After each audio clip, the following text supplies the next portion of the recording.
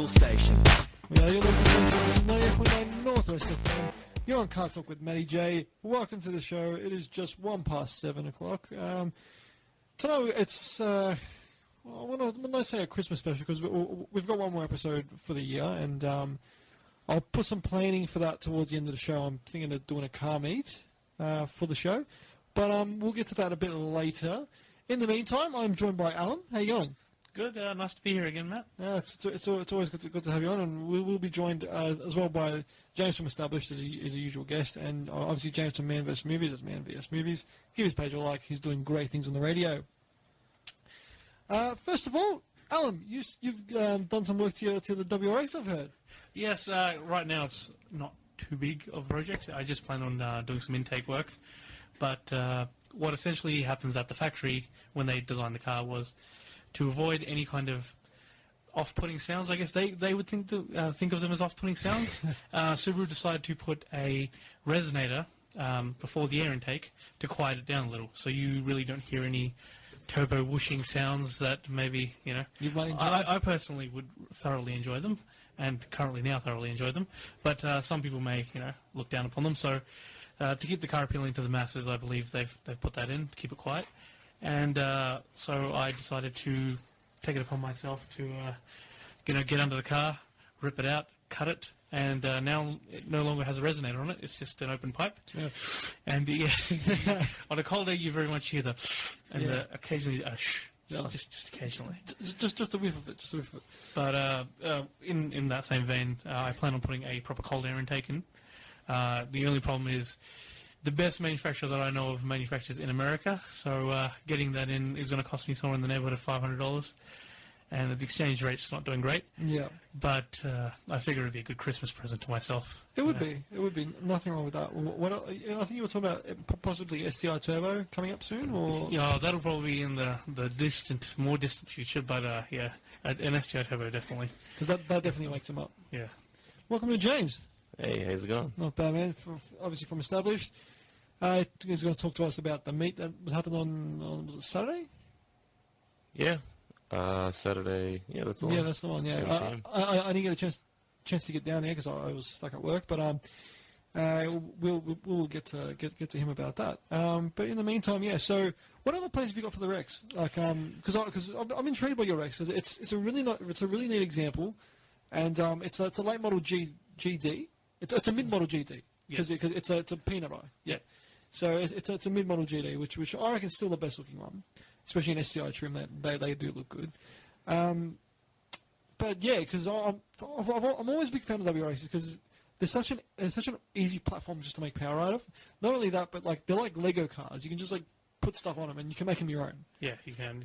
And definitely, like as you're saying, with the STI Turbo, it's pretty much a bolt-on. Yep. So I don't have to really modify any kind of manifolds or anything like that. I can just buy the turbo, set a day aside, and just get under the car and hopefully get it together. Yeah, like it should be 3 out. I've watched them. I watched Monte Carlos. They did one on their Forester. They put an STI Turbo on the Forester, and that really woke it up. I think they had to tune it afterwards as well, but it still ran. It still worked fine. It just they optimized it with the tune, obviously. But it just with the turbo by itself, it made quite a substantial difference. Are you looking at possible exhaust and stuff later on, or? Yeah, it'll most likely have a turbo back exhaust. The one I've found to be interesting is the NVIDIA Q300. Yep. Because they don't seem to be annoyingly loud. You don't want that. Yeah. You don't want to drone and stuff. They've just got the nice, comfortable rumble. Because I recently had an experience with Cannons. My friend Bill, he's got an S2000. And at a certain RPM, I think it was about 2,500, there was an incredible just drone that would just deafen you. Luckily, the car doesn't stay at 2,500 RPM for very long. So even on the freeway, I think it sits at 3,500. Okay. So, so from that and just personal taste, I guess, I'd rather not have a very loud exhaust. I just want a nice box of rumble, along with maybe just fuel pump injectors and the tune, obviously. And tune off, yeah. What about front mount? Front mount? I mean, it's a possibility. I mean, even I have a top mount heater, as they call it. Well, they run pretty hot. They do. I mean, they're sitting above the engine at the end of the day. They're still getting cold air in, but if you're sitting there, they'll absorb the heat quite a bit. Even just a thicker core would make a difference. There's guys that run thicker cores in the MPS club, and there's also my uncle had a Forester with 200 kilowatts at all fours. He also had a thicker core, and he got the stage up turbo, which is I'm pretty sure is the STI turbo. Yeah. So pretty similar setup. I was also going to say, I'm sure the STI cooler probably would have been bigger. Yeah, I believe it's same like length and width, but it's deeper. Deeper, yeah. So the Thicker. thicker core. Yeah. So that'd be a good upgrade for you. I'd be. And that wouldn't look particularly suspicious to any officer that wanted to investigate the car either. Because I did read up on a little bit. I believe I think it's the EPA rules. They want you to either have, they'd rather you have no modifications, but if you go into modify, I believe you're allowed to do the intake or the intercooler. You only have one air mod. mod, yeah. Hypothetically. But what they don't know I'm guessing if it's a genuine part, like if it's a real STI part, then they'll be like, oh, it looks factory. Yeah. They're not going to pick on you for that, but You could always get the genuine shroud as well. yeah, Like, and make it all kind no of one's just fit in. know. No. Or No. build a box around the intake. I've seen on these MPSs, they've got I think the cob coolers, and they managed to cut out and fit the factory one, and so they look factory, but obviously they're a bigger cooler. A lot thicker, yeah. You have to take off the top, because there's like a shroud that covers the top of the bonnet. Yeah. To draw the air in because of the way the scoop works. Oh, You just yeah, gotta the cut that plastic, off. yep. Yeah. So It's easy. I got the rotary tool when I went to modify the resonator. That came in handy. I hurt myself a little bit, but all in the goodness of getting those turbo whoosh noises. Definitely nothing wrong Nothing with that. better than that, though, seriously. Well, see, like, now I'm kind of worried for my brother because he just bought an XR6 Turbo, and it's got an air performance airbox, a Herod airbox, and Herod Stage 2 intercooler. So that's kind of two air mods, isn't it? So, well, It just depends. I guess sometimes you could always get it engineered. yeah. Well, it's all ADL approved anyway from Herod, so which is why I guess it's probably why the guy spent big money there. At the end of the day, it just comes down to which cop you get. Yeah. You know what I mean? If or you be even nice. if you get pulled over in the first place. Yeah. Yeah. Right, for like so far I haven't been pulled over. I've been doing the right thing most of the time. Most of that stuff, touch wood. Yeah, that's exactly right. Touch wood. But there's always a first time. It can always fall from there. Well, look, as long as you're doing the right thing. But if you mod your car correctly, and they're not going to necessarily try to dick you for kind of everything. I mean, I've met some pretty cool cops. I've got a story to tell after this, and The Evo. yeah, the Evo. Jamie knows about my Evo story. Have I told you this one? No, I haven't heard it. I'll tell you the good people after this break. We're going to go to a song by our artist of the month, TK Mizer. The song is called State of Mind. So I will play that for you right after this. TK Mizer with State of Mind. She's a good Aussie artist. Get on her, peeps. So she is my artist of the month for December. So TK Mizer off her album TK. You're back on 98.9 Northwest FM. This is CarTorque with Matty J. Send us a text on 044 777 989. That's 044 777 989. If you want to give us a shout out, say hi, or got any questions for all the boys here, we will be happy to answer them and give you a shout out. So put your name in the text and we'll give you that shout out. So James, you were having were you running this event? You're having a stand. Just an appearance, just a friendly appearance. Check out what's happening in the scene. Because this was for MCM, right? This is MCM. That's correct. Yeah. So you were trying to bring the muscle back. I heard from Grasso. He actually sent me a text. Nice. Sorry, was this the Melbourne Car Meets or Mighty Car Mont? MCM? Melbourne Melbourne Comets, comments. yeah. Yeah. Yeah. It's a bit of a So it's same. seems like the same sort of people go anyway. But yeah. So he took his charge for the first show, and did that American Charger come out as well? Yeah, the American Charger came out. That was look, it's not a real RT, but it's a mock-up RT, but it's a really damn good one. Yeah. It's really cool. Did it get noticed? Was it? Like everywhere we went, even after the show, we decided to head into the city with some of the Stance boys, or as we like to call them, the Tilty Wheel Gang. Okay. It was a name that was just formulated on the day. And, I'm sure they appreciated that. oh, they love it. So we went into the city, and I'm not sure if anyone's familiar with Boathouse Drive. Yeah, I know what that is. On the arrow there. Yeah. All the way at the end, like it's not really legal, but yeah, we just parked there, stood next to the cars, take photos, whatever. as soon as we went there, there's kids coming out of nowhere. Dad, can you take a photo with me with this car? With the Charger? Yeah, with the American one. And it's just like people flocking from nowhere. The best part is we were stuck in traffic. I mean, it's not a good thing, but we were stuck in traffic on Hoddle Street. Were you in this car? Or? No, I wasn't in the car. So it was a convoy. It was my MPS, a friend's MPS behind me. So this guy, Jay, his father-in-law owns the American Charger. Sick. So his fiance's dad owns the Charger. He was driving, and then it was Grasso behind him. And I mean, like, whenever they'd overtake or just park next to each other, there'd be people, like, lining up. You'd see them. There's people trying to pull out of the driveways in trucks and stuff, or just tradies, and they're just like, oh, shit, the Charger. It's crazy. Like, that's awesome. People just, you know, they know the car, probably not just for the Dukes of Hazzard, but like, oh, sick, you don't see one of them, so take a photo. Yeah, it's exactly and it was unreal, like, the amount of the love that the car got. Even at the show with all these Rices and stance guys and, you know, got a lot of performance guys, no shit, everyone just, as soon as it parked, the guy popped the bonnet, just attracts the crowd straight up. So it got like, do you reckon it was one of the biggest cars that got the most love there? Like, look, it was pretty good. There was another car that got, like another car that in rarity, like let's say there was one of Peter Brock's cars there. No, right, like was it a Tirana or was it a Commodore? Pretty sure it was a Commodore. What colour was it? The red one. Red one. It might have been. Oh, look, I didn't go look at it 100%. I think it was a HTT. The guy full brought like what do they call them? Like the A-boards, bollards or whatever, with the straps and keep clear and tape and shit. Don't touch. Like he full made a perimeter around the car. Oh right, there you go. And some people were looking, and they were looking at the car and had the engine up and whatnot. You know, they were looking at it, and then like as soon as we were parked outside, the Chargers like the organizer like no, these cars go inside. No. Like, alright, if you want to pull them in, everyone has to go in. So our whole crew went inside, the whole Estblshd crew. We parked the MPSs on either side, the Chargers in the middle, facing each other like this. That's mad. And that's sick. Yeah, as soon as we rolled in, like, you know, just people just flocked. Like, probably everyone that was outside just came inside. It was crazy. Like, you know, and people say these days, oh, you kind of muscle and the Jap scene together. You can't do that. You can't bring the classics together. I'm like, are you serious? Yeah, cars bring us together. That's what it is. Yeah. You know what I mean? As a car guy, it's a universal love. Like, you know, like, okay, you can have your cars you don't like so much, and you get that bit of rivalry. I mean, you and Mitsubishi Evos. But, and the AU Falcon. And the AU Falcon. But at the end of the day, you know, we're all car guys at heart, so exactly. we can respect that. And to see the amount of love that those cars got in especially in a crowded Japanese field, it's fantastic. It's a really big step, really, for the scene or for the guys that were there. Like, it was crazy. Like, I was even like, surprised.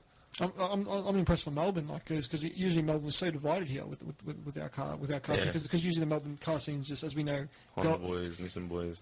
It's just Golfs and 86s, really. That's all it is today. There was a bunch of 86s that were there. Like one of my friends, Sam Dunn, recently did a Rocket Bunny, and he pulled it off really well. Like, well, he tells us he had negative 14 camber. Okay, fine. Like, I was hating on camber the other week, but this guy pulled it off. Right. Like, not kidding. Like, you know, not even an inch and a half on the road on each wheel. Like, yeah. It's impressive. Look, when you do it right, it's good. Yeah. But, you know, it's not practical. Like, he even said, he goes, I took my rear sway bar out to do this. He goes, it's going back in as soon as I want to leave. Yeah. Like, I'm not going to drive home like this stupid. Yeah, no. But well, no, well, it's good to hear that that those guys got a bit of love, and it's good that the scene kind of respected each other, and yeah, no, it's good. It's good for us. You know, it's being car guys. We are really a dying breed, so it's good to you know, we all got to kind of chip in for each other and work together to get not only respect from our peers, but respect from the outer community, which I think is the next big step we need to take, and not be seen on every current affair. Oh, those hoons again. Exactly. It's very important for everyone to come together. If we're just seen as people with a legitimate hobby rather than just a bunch of idiots, you know, just driving around cars really fast. You got me scepters on and on, doing skids. Look, at the end of the day, we don't want to be seen in a negative light. So let's just try let's try to be more positive about cars here. Well, I'm going to move on to the main topic of tonight. Buying a car that that it's so obscure that, you know, or cars that are buying any car really that's really rare and parts are hard to get for. How do you get around it? What do you do? What do you do if you can't find anything? I'm coming to that conclusion now after announced last week that I got kind of rear-ended in my F6. And I'm like, oh yeah, it's a Falcon. I'll be able to get parts for it. Jeez, my panel beaters are having kind of a hard time right now. Little to be known, there was only under 300 BA Typhoons ever made. I didn't know this till they did a bit of research this week. I knew there wasn't a lot because you don't see them, but I didn't realise there was so few of them made. And specifically to that car is that rear bar. Like the boot lid's the same as the normal Ford, but like, you know, the other parts obviously are different. So Australia-wide and all from Ford, the rear bars are obsolete. Can't get them anywhere. So my panel beaters don't know what to do at the moment. But I've had the same, believe it or not, I had the same issue with the laser, with the body kit that comes on the SR2, because it's specific to the SR2, and there wasn't many of those made either. You break one piece of those, like for one lip, it's like $600. Jesus. So yeah, I said to myself, is it really worth buying a car? I thought to myself, oh, it's a Typhoon, Falcon parts, they're everywhere. Exactly, it's rather unexpected with your car because this is the country they were sold and this is the country they were built in. I know, right? If you can't find it here, where else are you going to get it? Exactly. So yeah, You'd be surprised. Seriously, there would be a warehouse full of parts. Well, you'd think so, yeah, because like for the BFs, there's a lot more BFs made than BAs, and because the BAs were like such a short run, they changed the body kit straight away to the BF, and you know I can get BF parts. And it wouldn't be bad if you dress it up like a BF. Well, the thing is, if I dress it up as a BF, I'm gonna have to get the front bar as a BF and the side skirts. The side skirts are the same. It's just the front bar and rear bar. They're kind of body differences, and obviously do they click in or? Yeah, it's same like thing. Universal, yeah, it's the same thing. But at the end of the day, being like a kind of a rarish model, number 156 in a BF is a silver Typhoon like mine. So I don't want to be, a bit iffy with that. But having said that, what do you do? Do you just take the compromise, or do you just wait? Yeah, I mean, you could buy another BA Typhoon and as a parts car. I mean, it'd be a bit expensive, but it's one of the valid options. Yeah, I mean, look, Start stalking cars and car sales. Hey, I want to buy your rebar. Buy the whole car. No. Just come for the rear bar, mate. Just take it for a test drive and just take the rear bar off. Park around the corner, just rip it off. Where's my rear bar? Where's my steering wheel? Change it, that stuff. Give me my wallet. You took my wallet. That's a Super Walk reference for anyone at home. But yeah, like, I've spoken to people with like some really rare cars, and they're like, the struggle is real because you can't get parts for them. There was a guy I met at Small Fort Sunday, and he had a TX3 turbo all-wheel drive KF. Like it's quite a little rare car. Like you don't see many of them anymore. To get like parts for that, like he was like to get this, to get that. He's like, I had to go to Japan. I had to do. No, he didn't go to Japan. He had to get the parts in Japan. But like he's like then you look over there. I'm like he pointed to me to a Sierra Cosworth. Do you know what Sierra Cosworth is? You probably see if you know if I saw it. And that's like a European car, and he imported it here. Just think of Bathurst. Yeah. And that's his other car. And he's like to me, he's like, getting parts for that thing is a freaking nightmare. He's like, you scratch one panel, it's like going to cost you absolutely arm and a leg. And he's like, it's a bloody Ford of all things. So I can't imagine how the exotic guys are going. Yeah.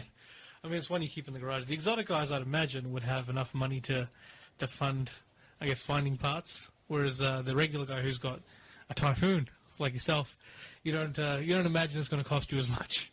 With the exotic guys, I reckon the companies probably have molds, and they can refab the part. These guys, they're spending, $750,000 or $500,000 on a car, even $250,000 on a car.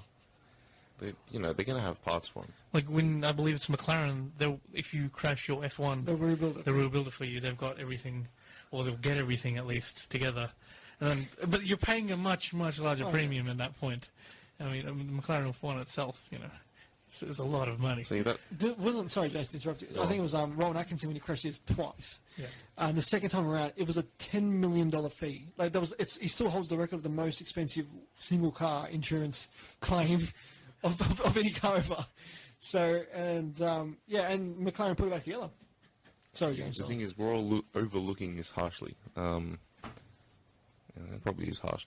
You remember that F40 in America that I think it was taken on a test drive just after being built and got crashed, and they got bought out by Gas Monkey Garage? Yeah. Yeah. What is that? Come on. Yeah. Like that's what you got to do if something happens. Seriously, like stuff it. Your car's destroyed. Rebuild it better. Yeah. You know what I mean? Yeah. Well, I actually like that concept. Like I was thinking like obviously there's no structural damage. It's just the rear bar and the boot lid and all that. But the rear bar, should I? Because the BF kit does look a lot better. Now I'm contemplating, do I go BF? But then that loses the originality of the car. Was there anything like FPV, like special that you could get, like an option that model had? Well, specifically the reason like your GTs and all that stuff, like it's the same with like any car. Like with SCI, it's got a different kit as well.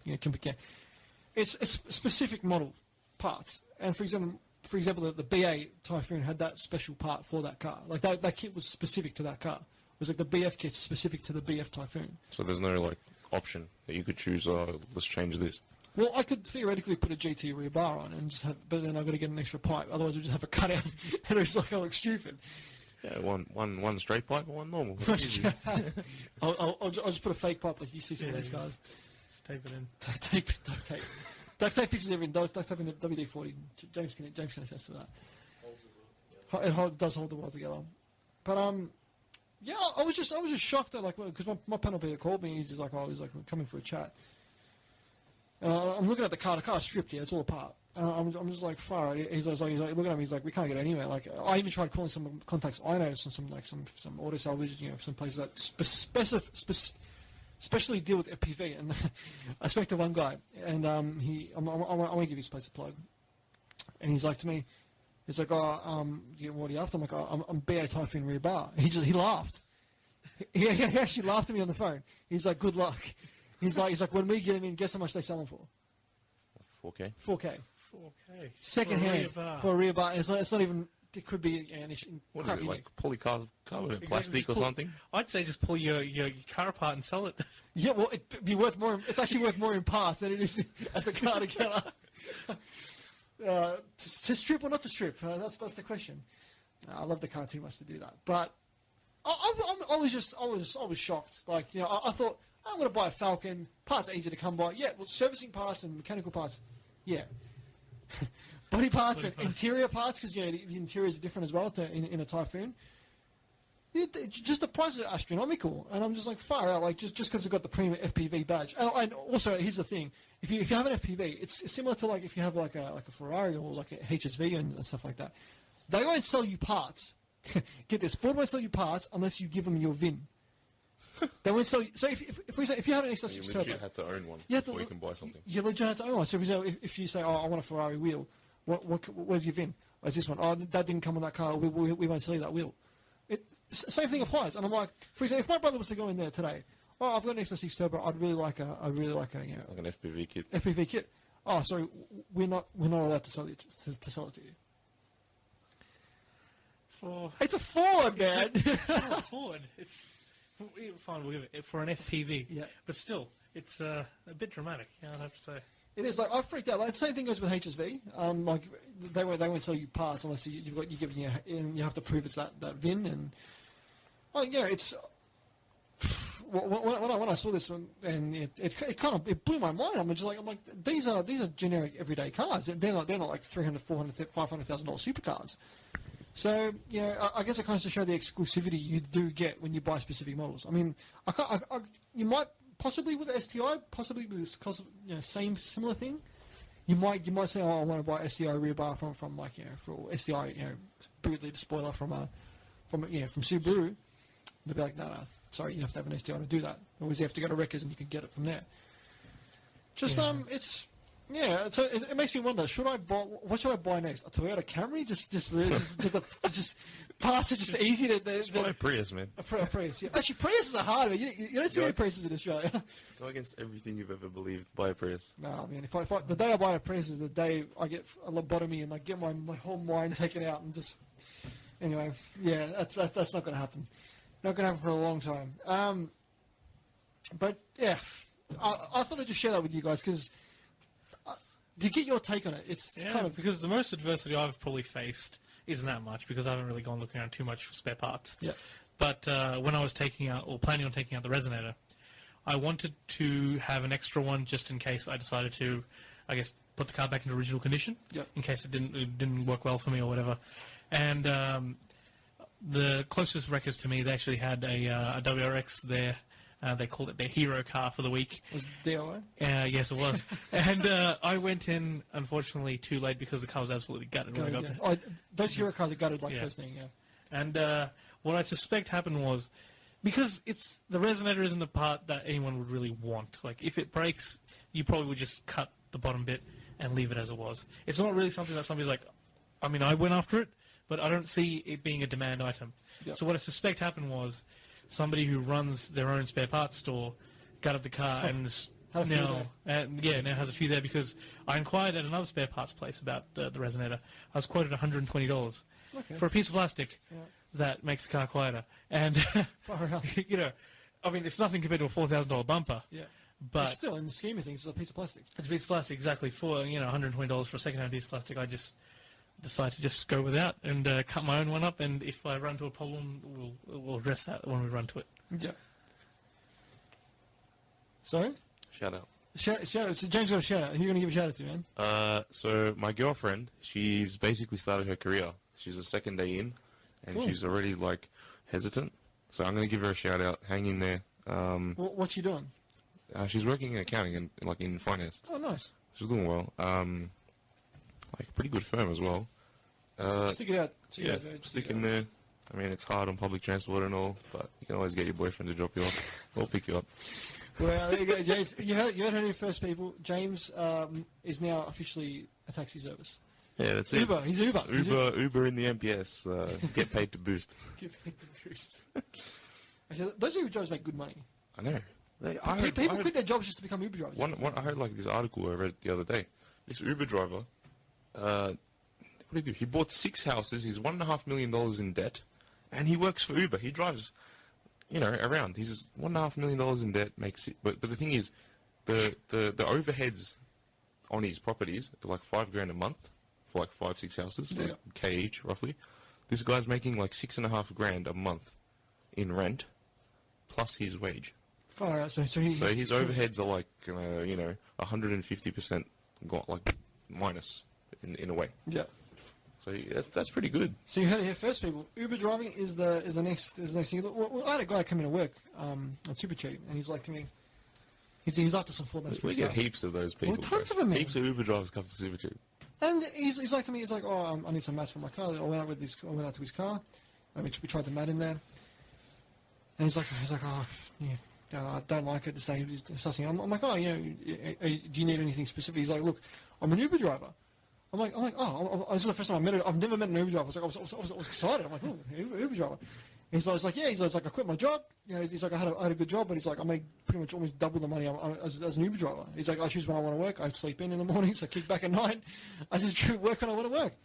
I'm like, that's freaking awesome. And there's peak times, and I'm like, that's a job for the people out there that can't do anything. But with our laws here, I had one of them come in real quick. Yeah. The guy had two cell phones, 2 separate numbers, right? And I'm like, why? Why do you have 2? You only need 1 to be an Uber driver, right? Yeah.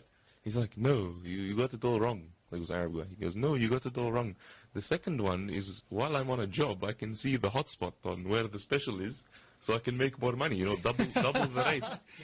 Double the rate in this area, and, after I finish, I pick up on the second phone. I'm like, far out, this guy's cleaning up double time. He's got a plan. He's got a plan. That's crazy. We'll come back to this right after this. We're going to go to a song. We're going to go to a song by Panau. Is that how you say it? Panau? Now? I don't know how to say it. But this is their latest song. It's called Chameleon. Really cool, funky truck actually. We'll play that right after this. That was Pnau with Pnau. I don't know how to say the name. With with Chameleon. That's their latest track. Really cool sounds out of them. I really like that group. When they had the same song called "Wild Strawberries." I don't know if you guys remember that, but you probably don't. It's embarrassing. I just said that over radio. That's all right. You're back on 98.9 Northwest FM. This is CarTorque with Matty J. We've still got a bit of time. We've still got the car quiz coming up. So, Alan... There's another quiz? There's another quiz? Study. Oh, no. You're going to have to do Mr. Bean, like when he you know, he's freaking out in the exam room. Well, during the break, we're talking about air conditioning. It's hot today. It's like 39 degrees outside. And, like, it's... On James' show, we were talking about it before. It's, you know... It wasn't blaring sun hot. It was just... Like, it was really sticky and muggy. Yeah, it was very humid. Humid, yeah. It was a muggy day. We got an SMS. I'm going to quickly read this out for you guys.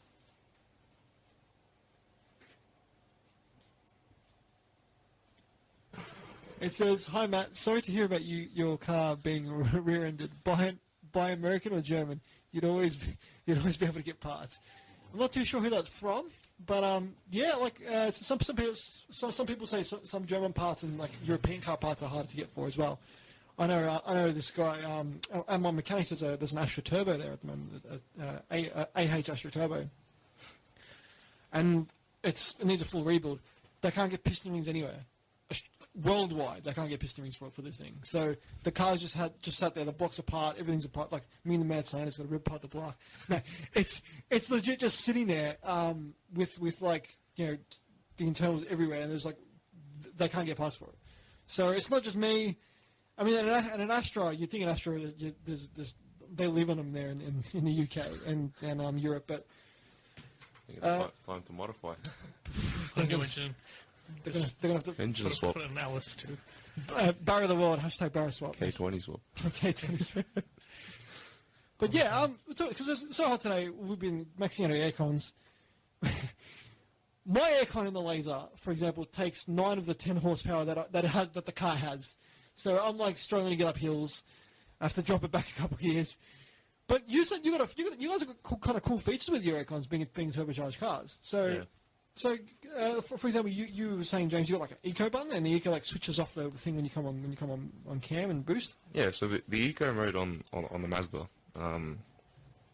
So basically, the other day it was probably similar degrees, probably about 35-ish ambient temperature, and I thought I'll try this out. I hit the eco button, and it automatically finds like 15 or 16 degrees lower temperature, like 22 degrees, 21 degrees, and it automatically sets the aircon to that. It pumps the fan up to get you, like, you know, cooled down, and it has this eco mode on top of the radio, like on the dash, and it goes, and I'm like, oh, this is cool, and I noticed that like I didn't have any power loss in terms of like the air compressor being driven by the motor. Like it didn't draw much power as much as like the non-eco mode, Yeah.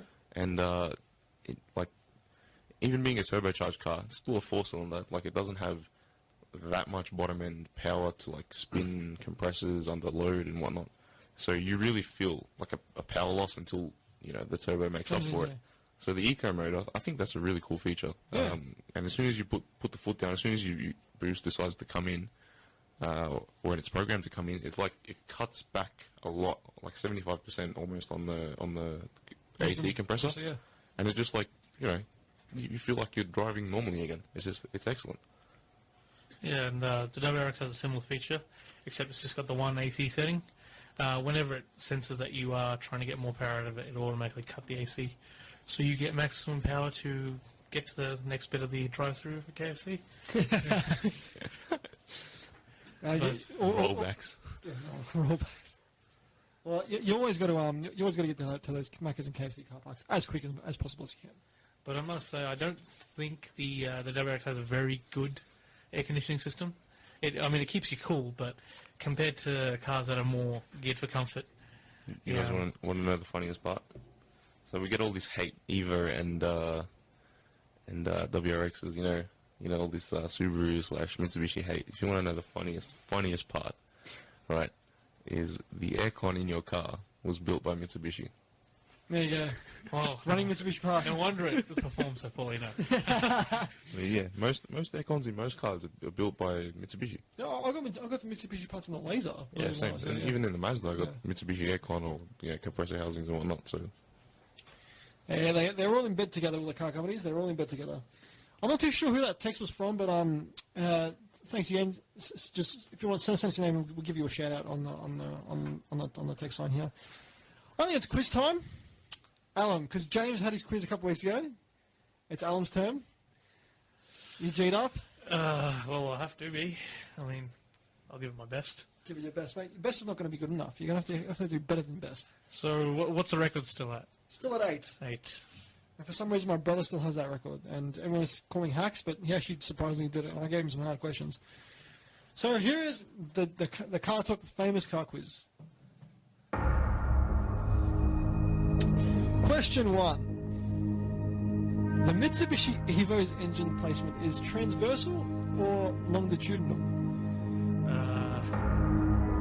I'd like to say transversal, but I'm not sure if that's the right word. East-west is what I'd call it. East-west is correct, yeah. East-west is transversal, yeah. So that's 1. by the way, you can also skip questions now. Yeah, I've made that rule. So if you want to skip questions, come back to it. Question 2.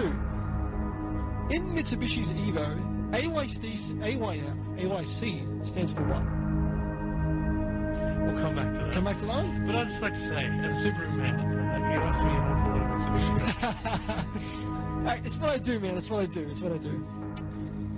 Question 3. SOHC stands for what? Single overhead cam, and I'd like to answer the previous question. Active yaw control. Active yaw control is correct. Well done. No, I didn't expect you to get that one. That's a hard one. Question 4. In America, DSM stands for what?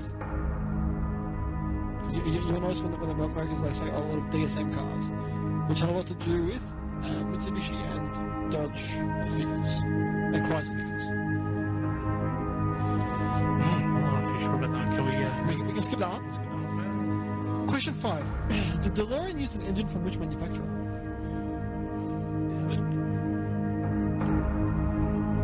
I'm going to assume it was an American manufacturer. Oh, no. Let's just say... I'll give you a hint. It's European. Oh, that doesn't make it any easier. It doesn't make any sense.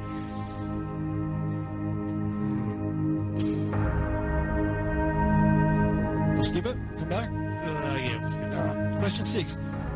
MR2 stood for what? You're just giving me the hard one. Killing it, man. Yeah, we'll skip that one. That one as well. Question 7. The Lexus LS400 had how many cylinders? LS400. Let's say 8. Yeah, so it was a 4-litre V8. That's correct. Question 8. The Toyota Supra was originally based on what platform? We're going back a long time. Was the Solid? Yep, sure was. Question 9. The Honda Integra had a model that was homologated. That was a homologated special for racing. What was it called? It's famous with Honda cars. They use this frame and this badge a lot. Was it Mugen? No. It wasn't Mugen. That's their tuning company, but it was Type 1. You just give it the answer.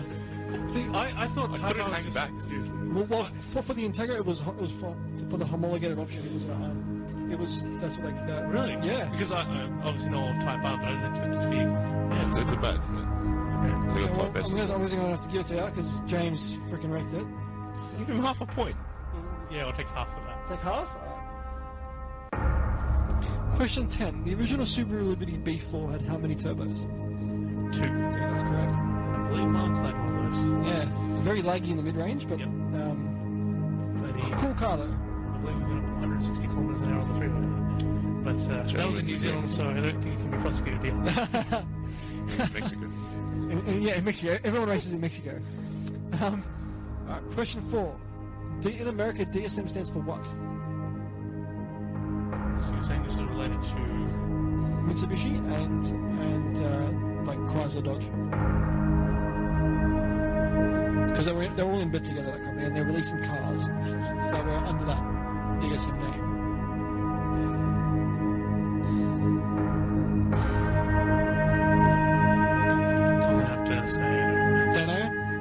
Diamond Star Motors. Okay. Diamond Star Motors. Made some shocking cars. Yeah, they make some great ones. No, but they make some awesome ones as well, actually. Question 5. The DeLorean used an engine from which manufacturer? I've narrowed it down to Europe for you. If I give you anything more, you'll get it. So, it was a V6. Let's just say Volkswagen. It was a Renault. Americans taking things from France. That's not the Statue of Liberty, but Alright, well, the last one. Toyota's MR2. The MR2 stands for what?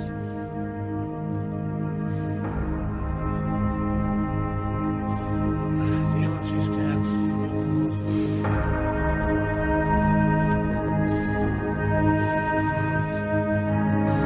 Can I have a hint? Okay.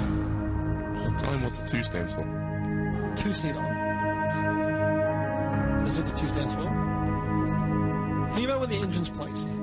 And think about... It's usually known as a midship, isn't it? It's a midship. That's the first bit. Midship, something, 2-seater. So I'll give you half a point. So, sorry? Midship race.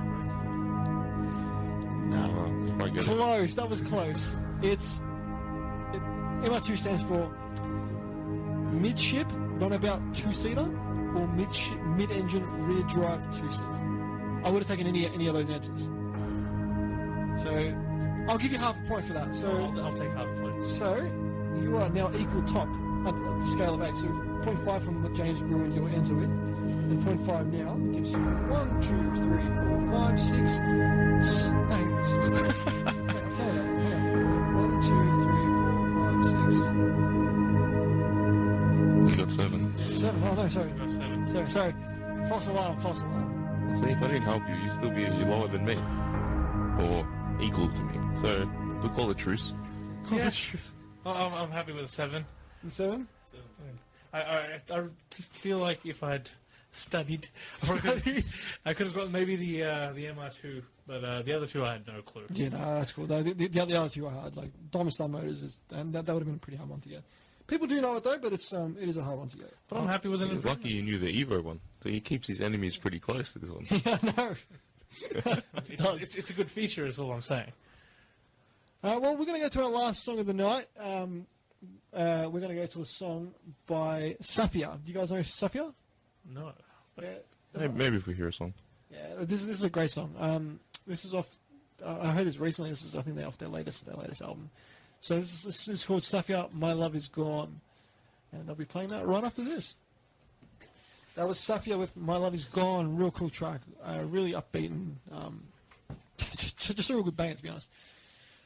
So, at the start of the show, we're talking about this car meet that I'm planning on doing for the show. So, in conjunction with James and Estblshd, we're for our last show of the year, which will be the 27th, and that's a Tuesday night. After CarTorque with Manny J, I will be having a little car meet in the car park. If yet to be confirmed, I've got to just confirm with that because there could be events on the tennis courts. If not, we're going to organise a meet to all our listeners. You're more than welcome to come down, and it'll be all details will be on our Facebook page. James is going to fix it up. We're going to organise something on Estblshd and make a good meet happen. We're going to get people there, and then I'm going to be there. So we're going to have some interviews with people about their cars, and we can get more people to talk about on the show as well. Get more people to come in for the new year because we are heading into the new year. It's and obviously this is my last show before Christmas because I'm stuck with work commitments next week. Retail is death in Christmas time, so I won't be able to get in next week. But James is having a 2-hour special for Man vs Movies. So obviously it's a 2-hour special. It's a good for him to have a 2-hour special because he's got the new Star Wars coming out. But yes, so next the 27th, keep it open, people. So it's not Boxing Day; it's the day after Boxing Day. So after you've recovered from your food babies and from everything else from Christmas, come out because it's another public holiday as well. So there'll be nothing on. So come out. It'll be later at night. It'll be after the show, or it'll actually be after the show. Come out and we're going to organise a place. Alan, you going to be there? Come out for Oh, I'll definitely be there with Yeah. my nice blue Subaru. nice See blue if we can Rex. get some food trucks down. Yeah. Well, we're definitely going to try to organise it. I mean, we're running a bit late. We're about 2 weeks away. We're exactly 2 weeks away from organising this. So we're definitely going to organise it. Keep an eye out on our Facebook page. I'm going to be putting updates all through this week and next week. We're going to try to get a location. I'm going to just confirm. We might be even be able to get it outside the studio here. So in the meantime, stay tuned to our Facebook page. That's Matthew CarTorque, TORQUE, CarTorque with Matty J. On our give our Facebook page a like and give us a share and give us a share. And to all our listeners, thank you for texting in today. I'm not too sure who that was, but thank you for texting in. And to obviously our listeners podcasting us and listening to us live all over the world, especially to our listeners in America. Big ups to you, Dave. And just another get well soon to Dr. Rock. He's on the mend, so big ups to you. Hopefully you're all going okay. Stay tuned though. We've got more shows coming on a Tuesday night. It's a busy night here on a Tuesday night. We've got Biohacker and stuff coming up a bit later. But in the meantime, this has been CarTorque with Matty J. I'll give one more quick plug to James at Estblshd. Thank you. Yeah, give their page a like. That's established without any vowels. It's just established. And any plugs? Just me, Alan. I'm cool. Give alanmomcool.com.au. Make it happen. I'll start a YouTube channel and we'll get on to plugging that. And also for Fitzy's show on Thursday, because he's not with Dr. Rock at the moment, but give a show on a Thursday night, Thursday Waffle with Fitzy. So give them a listen. But in the meantime, this has been CarTorque with Matty J. So we'll be back in 2 weeks for the 27th, and the car meet will be on that night. But don't fret for next week. Listen to James' show because he's got a 2-hour special from the new Star Wars movie, which is going to be awesome. It's one of probably the biggest movies of the year, so stay tuned for that. In the meantime, I'm going to leave you guys with a song by Odd Mob. This is a song called Down for Love. Take it easy.